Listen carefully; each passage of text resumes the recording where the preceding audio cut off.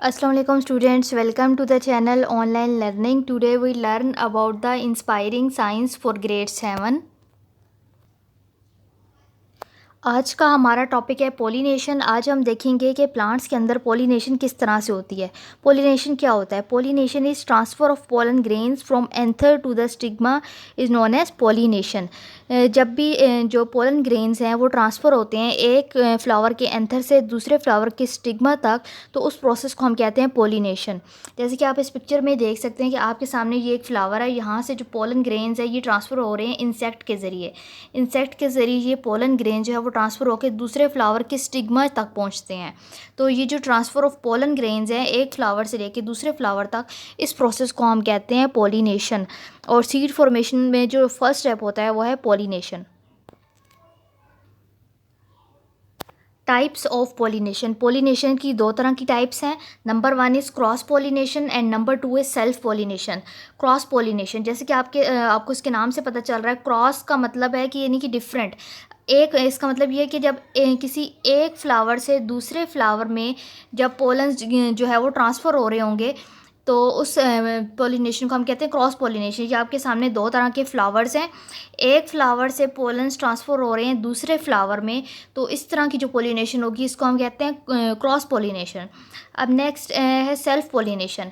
Self क्या, आपको इसके नाम से पता चल रहा है कि सेल्फ मतलब है कि उस अपने ही फ्लावर के अंदर जो पोलिनेशन हो रही होगी, यानी अपने आप के अंदर, यानी कि एक ही फ्लावर है, उसी फ्लावर के अंदर एंथर भी है और उसी फ्लावर के अंदर स्टिग्मा भी है। तो एंथर से स्टिग्मा में जब पोलन ग्रेन्स ट्रांसफ़र हो रहे होंगे एक ही फ्लावर के अंदर, उसी फ्लावर के अंदर, तो इस तरह की जो पोलिनेशन होती है उसको हम कहते हैं self pollination. Agents of pollination. Pollen grains को एक टफ प्रोटेक्टिव कोट होता है जो कि उनको प्रिवेंट करता है ड्राई होने से, इसलिए जो है वो पोलन ग्रेन जो है वो ड्राई नहीं होते। पोलन ग्रेन्स का जो वेट होता है वो बहुत ज़्यादा लाइट होता है, यानी बहुत ज़्यादा वो हल्के होते हैं, इसलिए जो है पोलन ग्रेन्स हैं वो डिफरेंट तरीक़ों से जो है वो एक जगह से दूसरी जगह पे ट्रांसफ़र हो सकते हैं। तो पोलन्स को ट्रांसफ़र करने के लिए डिफरेंट तरह के एजेंट्स यूज़ होते हैं। Number 1 is wind, number 2 is water and number 3 is insects. तो ये जितनी भी चीज़ें हैं जिनके ज़रिए पोलन ग्रेन जो है वो ट्रांसफ़र होते हैं, इनको हम कहते हैं एजेंट्स ऑफ पोलिनेशन। और जो मोस्टली फ्लावर्स हैं उनमें जो पोलिनेशन का जो प्रोसेस होता है वो इंसेक्ट्स के ज़रिए होता है। सबसे पहले हम देखते हैं कि विंड के ज़रिए जो पोलन ग्रेन्स हैं वो किस तरह से ट्रांसफ़र होते हैं। बहुत से पोलन ग्रेन्स हैं जो कि एक फ्लावर के एंथर से दूसरे फ्लावर के स्टिग्मा तक जो उनकी ट्रांसफ़र का जो प्रोसेस हो रहा होता है वो विंड के ज़रिए हो रहा होता है, यानी कि जब भी हवा चलती है तो वो हवा के ज़रिए एक फ्लावर से पोलन ग्रेन दूसरे फ्लावर तक पहुंच रहा होता है। तो इस तरह जैसे कि आप इस पिक्चर में देख सकते हैं कि ये आपके पास एक प्लांट है और ये दूसरा प्लांट है, तो इस प्लांट में जो पोलन्स हैं वो विंड के ज़रिए ट्रांसफ़र हो रहे हैं दूसरे प्लांट तक। तो इस तरह से विंड के ज़रिए जो पोलन ग्रेन्स ट्रांसफ़र होते हैं। तो विंड पोलिनेटेड जो फ्लावर्स होते हैं उनके अंदर जो है वो डिफरेंट तरह के फीचर्स होते हैं। फॉर एग्ज़ाम्पल, वो फ्लावर जो कि विंड के ज़रिए पोलिनेशन होती है जिनके अंदर, उन फ्लावर्स की जो पेटल्स होती हैं वो हमेशा स्मॉल होती हैं और उनका जो कलर होता है वो मोस्टली जो है ब्राउन और डल ग्रीन होता है। इसके अलावा विंड के ज़रिए ट्रांसफ़र होने वाले फ्लावर्स जो है उनके अंदर खुशबू नहीं होती, यानी कि उनके अंदर कोई सेंट नहीं होता और ना ही उनके अंदर कोई नेक्टर प्रोड्यूस होता है, इसलिए वो लाइट इन वेट होते हैं और हवा के ज़रिए वो ईज़िली ट्रांसफ़र हो जाते हैं। और विंड पोलिनेटेड फ्लावर्स में जो है वो लार्ज अमाउंट ऑफ पोलन्स उनके अंदर प्रोड्यूस होते हैं, यदि पोलन्स उनके अंदर बहुत ज़्यादा बनते हैं, इस तरह से वो हवा के ज़रिए ट्रांसफ़र हो रहे होते हैं। और ये जो पोलन्स होते हैं वो लाइट इन वेट होते हैं और बहुत ज़्यादा स्मूथ होते हैं, इसलिए वो ईज़िली विंड के ज़रिए ट्रांसफ़र हो जाते हैं। और विंड पोलिनेटेड जो फ्लावर्स होते हैं उनके जो एंथर्स हैं, उनके अंदर फ्लावर्स के अंदर जो एंथर्स होते हैं जहाँ से पोलन्स निकलते हैं वो बहुत ज़्यादा लूज़ली अटैच होते हैं, यानी बहुत ज़्यादा टाइटली अटैच नहीं होते, बल्कि वो लूज़ अटैच हुए होते हैं। यही रीज़न है कि वो ईज़िली विंड के ज़रिए उसके अंदर से पोलन ग्रेन्स रिलीज़ हो जाते हैं, क्योंकि वो अटैच ही लूज़ हुए होते हैं। इसी तरह से जो विंड पोलिनेटेड फ्लावर्स हैं उनके जो स्टिग्मास हैं वो फ्लावर के बाहर की तरफ हैंग हुए होते हैं, बाहर की तरफ लटक रहे होते हैं, और इसकी रीज़न ये है ताकि वो इजीली जो पोलन ग्रेन्स हवा के ज़रिए आ रहे होते हैं उड़ के, वो उसको इजीली कैच कर सकें। विंड पोलिनेशन जो होती है वो वीट, राइस और मेज़ के अंदर होती है। अब हम देखते हैं कि पॉलिनेशन इंसेक्ट्स के ज़रिए किस तरह से होती है। बहुत सारे इंसेक्ट्स हैं जो कि फ्लावर्स को विज़िट करते हैं, यानी फ्लावर्स के ऊपर आते हैं नेक्टर हासिल करने के लिए। जब भी वो फ्लावर के ऊपर नेक्टर हासिल करने के लिए आते हैं तो उनकी बॉडी के साथ, जैसे कि आप इस पिक्चर में देख सकते हैं कि एक आपके सामने बी है, वो बी फ्लावर के ऊपर नेक्टर हासिल करने के लिए आई है। जब वो उस फ्लावर के ऊपर बैठेगी तो उस फ्लावर के जो पोलन ग्रेन्स होंगे वो उसकी बॉडी के साथ स्टिक हो जाएंगे, उसकी बॉडी के साथ चिपक जाएंगे। जब यही बी जो है इस फ्लावर से के ऊपर से उठकर किसी दूसरे फ्लावर को विजिट करेगी, किसी दूसरे फ्लावर के ऊपर जाएगी, तो जो पोलन ग्रेन्स इसकी बॉडी के साथ अटैच हुए थे वो उस फ्लावर के ऊपर गिर जाएंगे, यानी कि उस फ्लावर के स्टिग्मा के ऊपर कन्वर्ट हो जाएंगे और वहाँ पे जो है सेक्सुअल रिप्रोडक्शन का प्रोसेस हो जाएगा। तो वो फ्लावर्स जिनके अंदर जो पॉलिनेशन है वो इंसेक्ट्स के ज़रिए होती है, उनके अंदर बहुत सारे फीचर्स होते हैं। फॉर एग्जांपल इन फ्लावर्स के अंदर लार्ज ब्राइटली कलर्ड की पेटल्स होती हैं, यानी कि इनका जो फ्लावर्स होते हैं उनका जो कलर है वो बहुत ज़्यादा ब्राइट होता है, जिसकी वजह से इंसेक्ट्स जो है वो फ्लावर्स की तरफ अट्रैक्ट होते हैं। और इनकी खुशबू होती है, खुशबू की वजह से भी जो इंसेक्ट्स हैं वो इन फ्लावर्स की तरफ अट्रैक्ट हो रहे होते हैं। और वो जो पोलन्स जो ये प्रोड्यूस करते हैं, ये जो फ्लावर्स, वो स्टिकी होते हैं तभी तो वो इंसेक्ट्स की बॉडी के साथ चिपक जाते हैं। अगर वो स्टिकी नहीं होंगे तो इंसेक्ट्स की बॉडी के साथ कैसे चिपकेंगे। इसी तरह से स्टिग्मा के ऊपर भी स्टिकी कोटिंग होती है। स्टिकी कोटिंग होने का मकसद ही है जब पोलन ग्रेन्स उसके ऊपर आके गिरें तो वो पोलन ग्रेन जो है वो स्टिग्मा के साथ स्टिक हो जाए, चिपक जाए। तो इंसेक्ट्स के ज़रिए जो पोलिनेशन होती है वो स्वीट पी में, ऑर्चिड्स में और बटर कप में होती है। फर्टिलाइजेशन क्या होता है? Fertilisation is process of fusion of male and female gametes. जब मेल गैमीट और फीमेल गैमीट आपस में फ्यूज़ करेंगे, आपस में मिलेंगे, तो उस प्रोसेस को हम कहते हैं फर्टिलाइजेशन। मेल गैमीट जो है वो हमेशा स्मॉल होता है, यानी उसका साइज़ छोटा होता है, और जो फीमेल गैमीट है वो लार्जर होता है मेल गैमीट से, यानी कि वो मेल गैमीट से बड़ा होता है।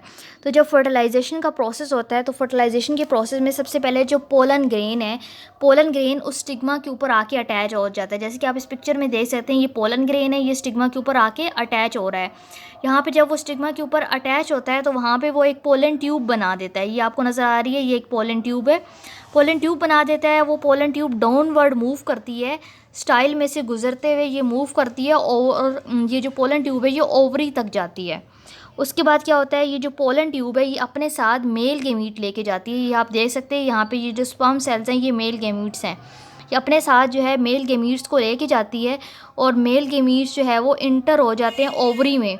ये यहाँ पे ये मेल गैमीट्स ओवरी के अंदर इंटर हो रहे हैं। यहाँ पे ओवरी के अंदर फीमेल गैमीट पहले से प्रेजेंट था, और जैसे ही मेल गैमीट फीमेल गैमीट के अंदर इंटर होगा तो ये दोनों आपस में यहाँ पे फ्यूज़ करेंगे, और फ्यूज़ करने के बाद एक सेल बनाएंगे। और ये जो दोनों गैमीट्स के मिलने से जो सेल बनता है इसको हम कहते हैं ज़ाइगोट। ज़ाइगोट के अंदर दोनों पेरेंट्स के कैरेक्टरिस्टिक्स होते हैं, और ये जो ज़ाइगोट है जब इसके अंदर डिवीज़न का प्रोसेस होता है तो ये कन्वर्ट हो जाता है एम्ब्रियो में। Formation of fruit. जैसे ही ज़ाइगोट की फॉर्मेशन होती है तो ज़ाइगोट की फॉर्मेशन के बाद फ्लावर के अंदर बहुत सी चेंजेस आ जाती हैं। सबसे पहला चेंज जो फ्लावर के अंदर आता है वो है फ्लावर का जो ब्राइट कलर है वो ख़त्म हो जाता है, यानी फ्लावर की जो कलर होता है वो आहिस्ता आहिस्ता ख़त्म हो जाता है। और फ्लावर की जो सेपल्स और पेटल्स होती हैं, सेपल्स और पेटल्स कौन सी, जो उसका ग्रीन पार्ट होता है और जो उसका कलरफुल पार्ट होता है, जो उसकी पत्तियाँ होती हैं वो गिर जाती हैं। उसके बाद जो स्टिग्मा है और जो स्टाइल है ये दोनों डीजनरेट हो जाते हैं, यानी ख़त्म हो जाते हैं, और ख़त्म होकर ये भी गिर जाते हैं। और ओवरी क्या करती है, ओवरी जो है वो पक जाती है, और पक के वो कन्वर्ट हो जाती है फ्रूट में। जैसे कि आप इस पिक्चर में देख सकते हैं कि ये ओवरी वाल है, ये यहाँ पे पक के कन्वर्ट हो रही है फ्रूट में। इसी तरह से ओव्यूल है, ओव्यूल भी जिसके अंदर फूड स्टोर हुई होती है, ओव्यूल यहाँ पे कन्वर्ट हो जाता है किसमें, सीड में। जैसे ये इस पिक्चर में देख सकते हैं कि ओव्यूल जो है वो कन्वर्ट हो रहा है सीड में, और जो ओवरी है वो कन्वर्ट हो रही है फ्रूट में। और जो ज़ाइगोट है वो डिवाइड करता है, ग्रो करता है, और एक एम्ब्रियो बनाता है जो कि सीड के अंदर इनक्लोज हो जाता है। कुछ फ्रूट्स होते हैं जो कि हार्ड होते हैं, for example almonds and walnuts. अगर आपके सामने एक पी फ्रूट है, अगर आप उसकी जो आउटर कवरिंग्स हैं उसको रिमूव करें तो आप देखेंगे कि जो उसकी जो आउटर ग्रीन कवरिंग अगर आप उसकी रिमूव करें तो उसके अंदर से आपको राउंडेड सीड्स नज़र आएंगे, राउंडेड सीड्स विजिबल हो जाएंगे। तो जो फ्रूट वाला है पी की वो बहुत ज़्यादा थिन और ड्राई होती है। अगर आप स्ट्रक्चर ऑफ पी सीड देखें तो आपको उसके अंदर बेसिकली 3 तरह के स्ट्रक्चर्स नज़र आएंगे। जो सबसे उसकी आउटर कवरिंग होती है उसको हम कहते हैं टेस्टा या सीड कोड। नेक्स्ट है एम्ब्रियोनिक एक्सिस आपको नज़र आएगा, जिसके फर्दर 3 पार्ट्स हैं, प्लोम्यूल, हाइपोकोटाइल या रेडिक्यूल। और इसके अलावा इसके अंदर स्टोरेज कोटिलेडन्स होते हैं। कुछ फ्रूट्स ऐसे होते हैं जो बहुत ज़्यादा फ्लैशी होते हैं और जूसी होते हैं, for example mango, Apple and orange. अगर आप मैंगो की जो आउटर कवरिंग है उसको रिमूव करें तो आपको उसके अंदर जो है बहुत ज़्यादा फ्लैशी पार्ट नज़र आएगा। और जब आप मैंगो को खाते हैं तो उसके अंदर आपको एक हार्ड पार्ट मिलता है। ये जो हार्ड पार्ट होता है, यानी बहुत जो सख्त वाला जो उसका हिस्सा होता है, उसके अंदर सीड होता है। मैंगो की जो फ्रूट वाला है उसके अंदर 3 तरह की लेयर्स होती हैं। जो सबसे आउटर स्किन होती है उसको हम कहते हैं एपिकार्प, और जो मिडल पोर्शन होता है, जो फ्लैशी पोर्शन होता है, उसको हम कहते हैं मीज़ोकार्प। और जो सबसे इनर लेयर है जो कि एक स्टोनी वाल होती है, इसको हम कहते हैं एंडोकार्प। फंक्शंस ऑफ फ्रूट्स, अगर फ्रूट्स के फंक्शंस की बात की जाए तो सबसे पहला जो फ्रूट का फंक्शन है वो ये है कि जो फ्रूट वाल होती है वो सीड्स को और एम्ब्रियो को जो कि उसके अंदर होते हैं उनको प्रोटेक्ट करती है। एंड सेकेंडली जो फ्रूट है वो घरों में फूड मटेरियल के तौर पे यूज़ होते हैं। और इसके अलावा जो फ्रूट्स हैं वो सीड्स की डिस्पर्जल में, यानी कि सीड्स को फैलने में हेल्प आउट करते हैं। फॉर्मेशन ऑफ सीड, अगर बात की जाए सीड की फॉर्मेशन की तो देखते हैं कि सीड की फॉर्मेशन किस तरह से होती है। सीड एक राइपेंड ओव्यूल है, ओव्यूल कन्वर्ट होकर सीड बना रहा होता है और सीड के अंदर जो है एम्ब्रियोज होते हैं। अगर आप कोई सीड लें तो आपको सीड के अंदर सेमी सर्कुलर हाफ्स नज़र आएंगे, यानी कि पूरे सर्कुलर नहीं बल्कि हाफ सर्कुलर उसके हिस्से नज़र आएंगे, जिसको हम कहते हैं कोटिलेडन्स। कोटिलेडन्स क्या करते हैं? कोटिलेडन्स अपने अंदर फूड को स्टोर करते हैं और इसके अलावा कोटिलेडन जो है वो एम्ब्रियो को प्रोटेक्ट करते हैं। अगर हम सीड की बात करें तो सीड के अंदर 3 तरह के पार्ट्स होते हैं। एक होते हैं एम्ब्रियो, और इसके अलावा सीड के अंदर 1 या 2 कोटिलेडन्स होते हैं, और सीड की एक प्रोटेक्टिव कोटिंग होती है जिसको हम कहते हैं टेस्टा या फिर सीड कोट। और जैसे ही एम्ब्रियो जो है वो जर्मिनेट करता है तो जर्मिनेट करने के बाद एम्ब्रियो जो है वो एक नए प्लांट में, यहाँ से वो एक नए प्लांट में कन्वर्ट हो जाता है, यानी कि एक नया प्लांट बन जाता है। कोटिलेडन जो है वो फूड मटेरियल को अपने अंदर स्टोर रखते हैं। ये फूड मटेरियल्स इसलिए स्टोर रखते हैं ताकि जो डेवलपिंग प्लांट है वो उसको यूज़ कर सके, फूड मटेरियल को यूज़ कर सकें। जब सूटेबल कंडीशंस होती हैं तो सीड से एक नया प्लांट बनता है। इस प्रोसेस को हम कहते हैं जर्मिनेशन। सीड की जर्मिनेशन तब होती है जब उसको सूटेबल कंडीशंस मिलती हैं, यानी उसको सूटेबल एयर, वाटर और टेम्परेचर की ज़रूरत होती है। अगर कंडीशन सूटेबल नहीं है, फेवरेबल नहीं है, तो उस सीड्स को किसी उस जगह से किसी दूसरी जगह पर डिस्पर्स करने की, यानी उसको कैरी करने की ज़रूरत होती है। Dispersal of seeds and fruits, nature में बहुत तरह के प्लांट्स होते हैं जो कि डिफरेंट प्लेसेस पे ग्रो करते हैं। इसकी रीज़न ये है कि सीड्स जो हैं वो डिफरेंट प्लेसेस पे डिस्पर्स हो रहे होते हैं। वो प्रोसेस जिसके ज़रिए सीड्स और फ्रूट्स स्कैटर्ड हो रहे होते हैं, यानी कि एक जगह से किसी दूसरी जगह पे ट्रांसफ़र हो रहे होते हैं, फैल रहे होते हैं, उस प्रोसेस को हम कहते हैं डिस्पर्जल। अगर ऐसा डिस्पर्जल का प्रोसेस ना हो, सीड जो हैं वो जिस प्लांट से जर्मिनेट कर रहे होते हैं उसी प्लांट के आसपास ही डिस्पर्स हो जाएं, यानी कि ज़्यादा दूर ना जाएं, बल्कि जिस प्लांट से वो बन रहे हैं उसी के आसपास गिर के नए प्लांट बनना शुरू कर दें, तो क्या होगा? तो इससे ये होगा कि हर सीड्स को जो है वो स्पेस की, मिनरल्स की, सनलाइट की और वाटर की ज़रूरत होती है ग्रोथ और डेवलपमेंट के लिए। अगर जो सीड उसी प्लांट से प्रोड्यूस होकर उसी के आसपास ग्रो करना शुरू कर देगा तो वो उस प्लांट के साथ compete करेगा, मुकाबला करेगा डिफरेंट तरह के रिसोर्सेज के लिए। वाटर के लिए मुकाबला करेगा, सनलाइट के लिए मुकाबला करेगा, यानी कि उस प्लांट के जो आसपास के जो प्लांट्स हैं जो उसके आसपास ही ग्रो हो जाएंगे वो उस प्लांट से फिर मुकाबला करने लग जाएंगे। और इस तरह से प्लांट्स को जो है वो इनफ जो रिसोर्सेज हैं वो नहीं मिलेंगे और उनकी जो है वो बिल्कुल मुरझा जाएंगे, डाई हो जाएंगे। अगर बात की जाए डिस्पर्जल एजेंट्स की तो हमारे पास जो सीड्स हैं उनको एक जगह से किसी दूसरी जगह पे ट्रांसफ़र करने के लिए बहुत से मेथड्स और एजेंट्स यूज़ किए जाते हैं।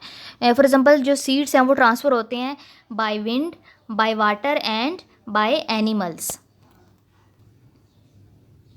अगर बात की जाए बाय विंड डिस्पर्जल की तो बाय विंड जो है वो डिस्पर्जल किस तरह से होती है? बहुत से सीड्स हैं उनके अंदर स्पेशल किस्म के अडाप्टिव मॉडिफिकेशंस होती हैं।